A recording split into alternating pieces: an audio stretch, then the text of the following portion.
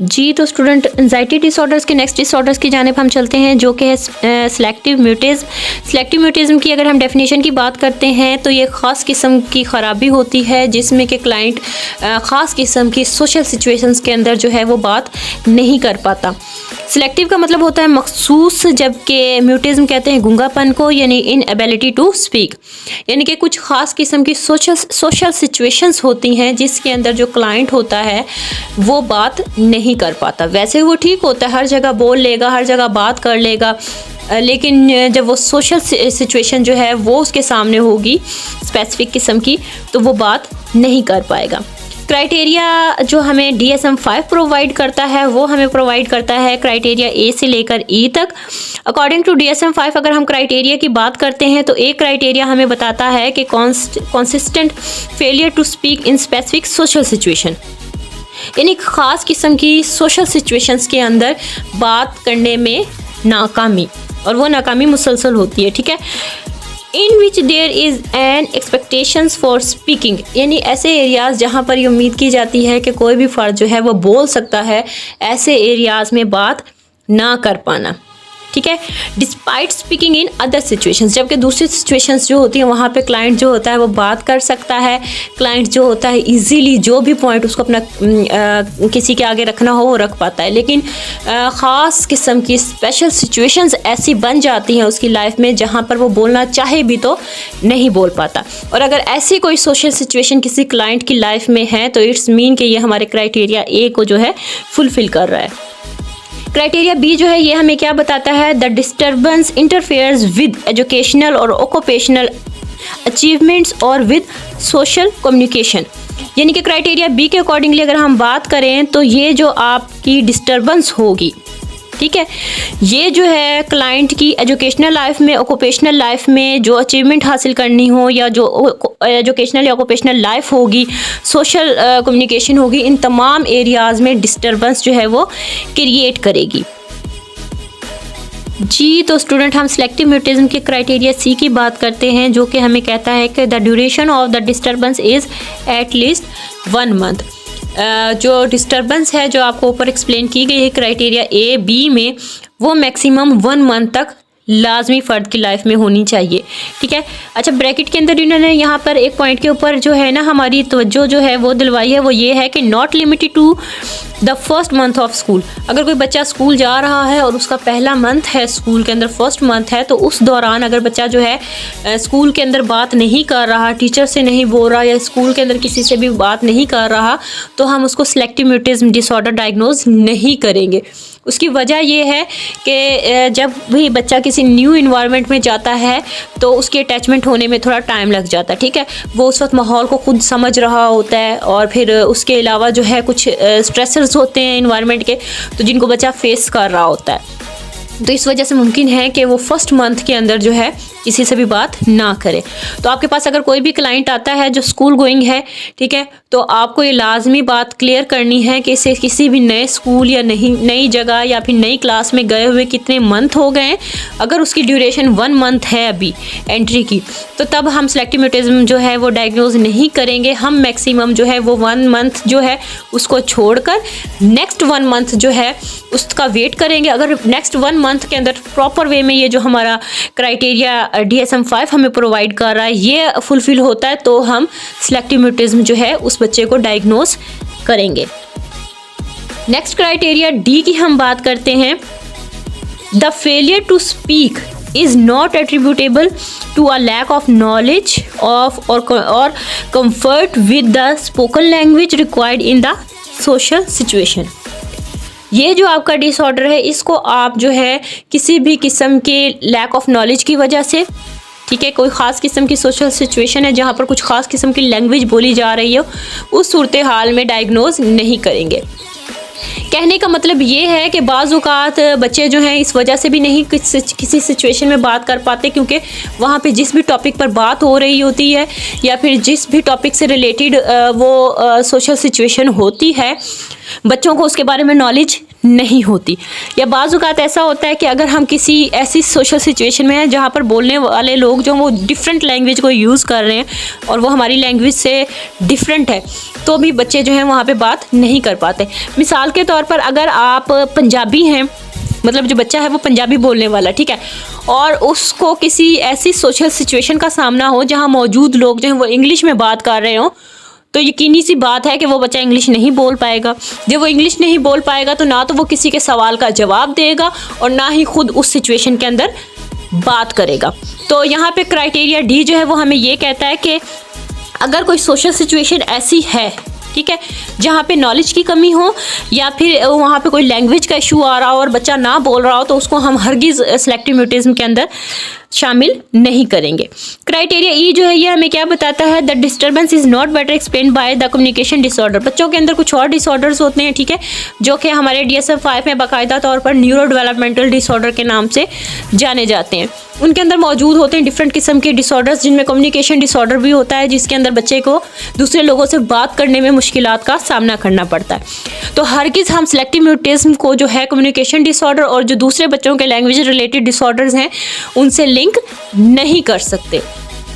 हम किसी भी क्लाइंट को, किसी भी बच्चे को सिलेक्टिव म्यूटिज्म डिसऑर्डर उस वक्त डायग्नोज करेंगे जब हमारे पास according to DSM-5 criteria A to E जो है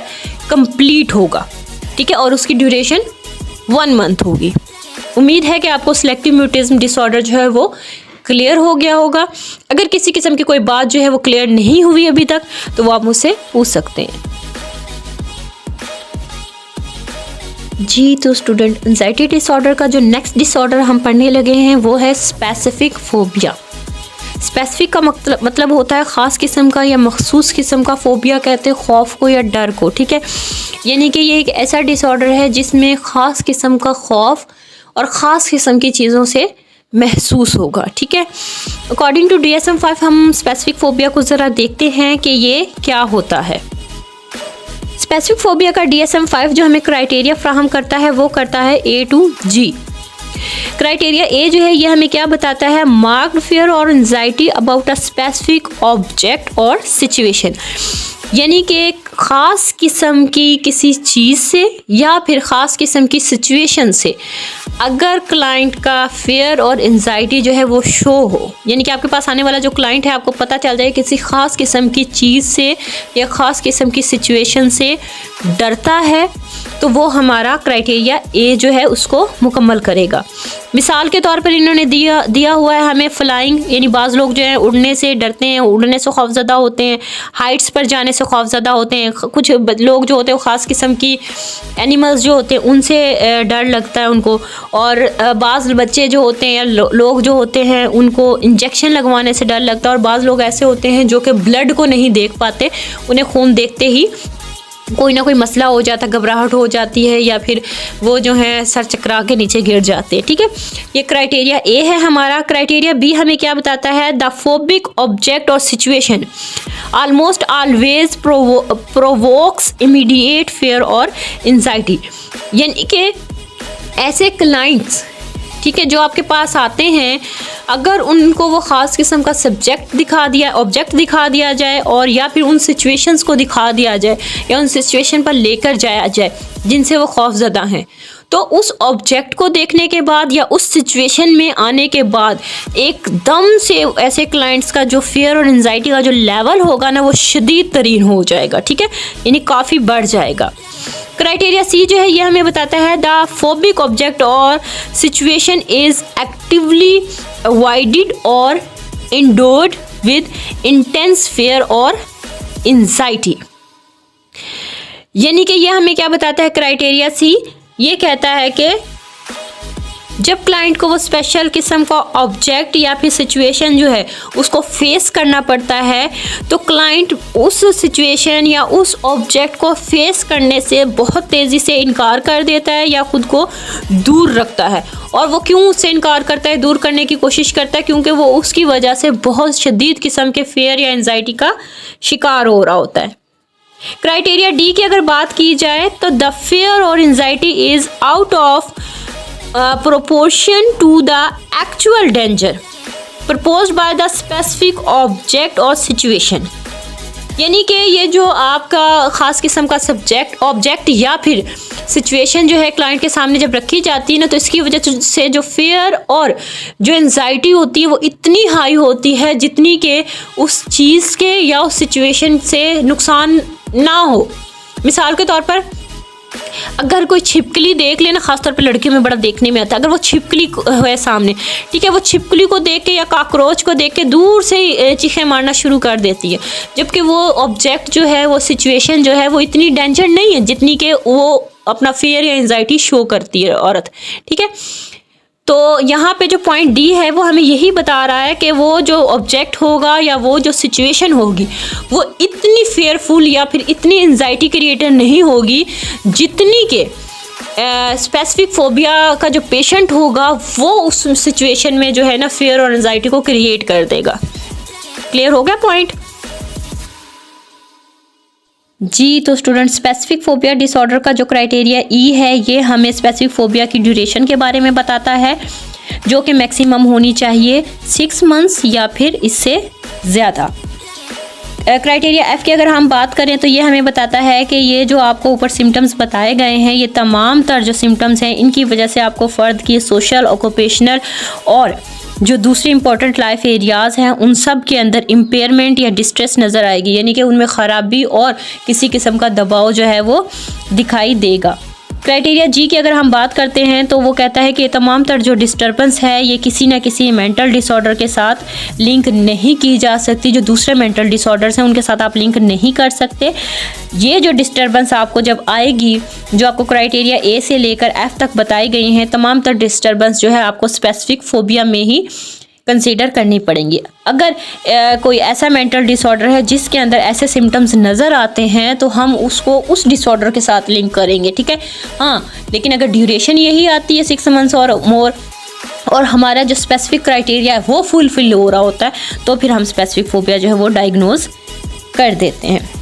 उम्मीद है कि आप लोगों को ये चीज़ें समझ आ गई होंगी। अच्छा, यहाँ पे एक बात क्लियर कर दूँ, यहाँ पे मैं कुछ चीज़ें जो होती हैं ना वो ज़्यादा एक्सप्लेन नहीं करती। उसकी वजह ये है कि स्टार्टिंग के लेक्चर्स के अंदर मैं आप लोगों को मुकम्मल तौर पर क्लियर कर चुकी हूँ। जैसे पॉइंट एफ़ को अगर आप लें तो ये क्लिनिकली सिग्निफिकेंट डिस्ट्रेस और इम्पेयरमेंट इन सोशल लाइफ, ये आपको जो लेक्चर स्टार्टिंग के लेक्चर्स उनमें ये चीज़ क्लियर कर दी गई थी। और disturbance is not better explain by, ये वाली चीज़ें जो थी आप लोगों को स्टार्टिंग के लेक्चर्स में जो हैं कम्प्लीटली एक्सप्लेन की गई हैं। इसलिए अब जब नेक्स्ट लेक्चर्स में आप लोगों को दे रही हूँ तो उनमें इनको सिर्फ और सिर्फ मोटा मोटा आपको बता देती हूँ कि ये पॉइंट हमें क्या बता रहा है। उम्मीद है कि स्पेसिफिक फोबिया आप लोगों को समझ आ गया होगा। स्पेसिफिक फोबिया में उन्होंने कुछ हमें बताए हुए हैं, जैसे अगर एनिमल का फोबिया होगा तो इसकी एग्जांपल दी हुए स्पाइडर्स हो गए, इंसेक्ट्स हो गई और उसके अलावा डॉग्स वगैरह हो गए। नेचुरल इन्वायरमेंट की अगर बात करें उससे फोबिया होता है तो उसमें हाइट्स होगी, स्टॉर्म्स होंगे, वाटर होगा। और अगर ब्लड इंजेक्शन इंजरी की बात करें तो नीडल यानी सुई से जो है ना वो डर लग सकता है। इन्वेसिव मेडिकल प्रोसीजर यानी कि जो ऑपरेशन वगैरह होता है या कोई मेडिकल प्रोसीजर होता है, ठीक है, जिसमें कि कोई जो कि आपके लिए नागवार हो, जैसे कोई कट लगा के उसको करना या फिर कोई टांका वगैरह लगाना, ठीक है, इन चीज़ों से खौफ आ सकता है। सिचुएशनल अगर हम फोबिया की बात करें तो उसमें लोगों को जहाज़ में बैठने से, एलिवेटर्स यानी लिफ्ट के अंदर बैठने से, इन क्लोज प्लेसेस जो हैं वहाँ पर जाने से फोबिया हो सकता है। और अगर हम अदर सिचुएशंस की बात करें तो ऐसे इसमें वो सिचुएशन शामिल हो सकती हैं जिनमें कि फ़र्द को घुटन का एहसास हो, फ़र्द को वॉमिट लग जाती हों, ठीक है, और बाज़ औक़ात लाउड जो स्पीकर्स होते हैं, लाउड साउंड्स जो होते हैं वो जो क्लाइंट्स होते हैं वो उनको सुनकर जो है घबराहट का शिकार हो जाते हैं या उन्हें लाउड साउंड्स से खौफ आता है, ठीक है। और बाज़ औक़ात ऐसा होता है कुछ ख़ास किस्म के जो कॉस्ट्यूम्स होते हैं या कैरेक्टर्स होते हैं उनसे भी क्लाइंट जो है फेयर और एंजाइटी फील करता है, ठीक है, वो अदर्स में हमारे आ जाएंगी। ये ऑल ओवर जो था वो आपका स्पेसिफिक फोबिया के बारे में था, यानी कि ख़ास चीज़ों से जो क्लाइंट को फोबिया या एंजाइटी हो जाती है, ठीक है, फेयर आता है, तो उससे रिलेटेड था। जब किसी ख़ास किस्म की सिचुएशन, किसी ख़ास किस्म के ऑब्जेक्ट से क्लाइंट को फेयर फील हो, एंजाइटी फील हो, तो फिर वो हमारा स्पेसिफिक फोबिया की तरफ जो है डिसऑर्डर चला जाता है। लेकिन फिर वही बात कि according to DSM-5 criteria fulfil होना लाजमी है। उम्मीद है कि ये सारी चीज़ें समझ आ गई होंगी आपको। अगर कोई चीज़ समझ नहीं आई तो आप मुझसे पूछ सकते हैं।